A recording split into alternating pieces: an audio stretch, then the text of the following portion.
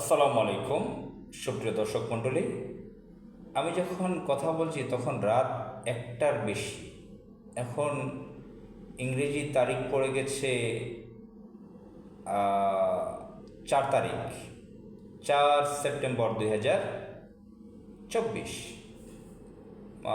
বুধবার, 12-এর দিক থেকে বুধবার পড়ে গেছে। রাত 12টার পর তো এরকম চেঞ্জ হয়। একটা হট নিউজ হচ্ছে, সব পত্রিকা এখনো অনলাইনে দেয়নি।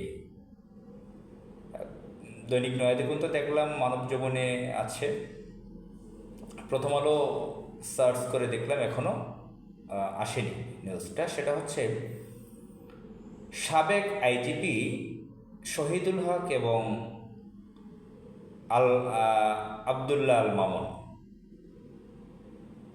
এই দুই কুখ্যাত কিলার সন্ত্রাস যারা বাংলাদেশের আইজিপির চেয়ারে বসেছিল, ভারতের এজেন্ট লেডি লেন্দুদ্দর্জি, গোপালী, এই আওয়ামী লীগ খুনি কিলার সাবেক ছাত্রলীগের নেতা এদেরকে আইজিপি বানিয়েছিল।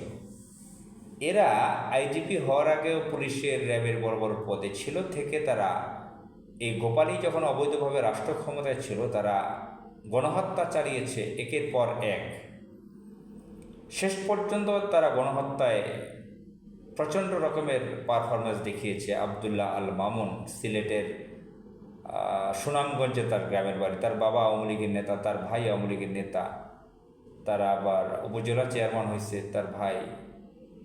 তো এগুলো আমরা জানি।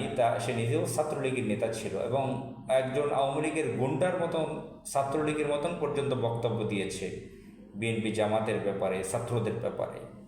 এবং গোপালী শেষ পর্যন্ত তার পারফরমেন্সের কথা স্বীকার করেছে, প্রশংসা করে গেছে গণভবনে বসে পালাবার কিছুক্ষণ আগে। এরা গণহত্যায় প্রচণ্ড রকমের সহযোগিতা করেছে। শহীদুল হক তো নিজেই বলেছে, এক ভিডিওতে বলেছে, সাংবাদিকের কাছে বলেছে কিভাবে সে সালাউদ্দিন কাদের চৌধুরীকে গ্রেফতার করেছে সাহস করে। এই কিলার সন্ত্রাসীদেরকে গ্রেফতার করেছে উত্তরা থেকে। ঢাকার পত্রিকায় লিখেছে যে বাকিটা পরে, এ পর্যন্ত লিখেছে তাদের দুজনকে উত্তরা থেকে গ্রেফতার করা হয়েছে। খুব শর্ট নিউজ এসেছে, বলল যে রিপোর্টে আরও পরে বিস্তারিত লিখবে।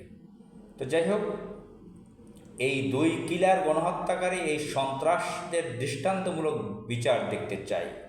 এরা যেন জেলে গিয়ে জামায়াতর না পায়, এরা যাতে জামিন না পায়, এদের গণহত্যার জন্য উপযুক্ত বিচার, এদেরকে ফাঁসিতে ঝুলাতে হবে বিচারের মাধ্যমে, এটা আমরা চাই। আসসালামু আলাইকুম।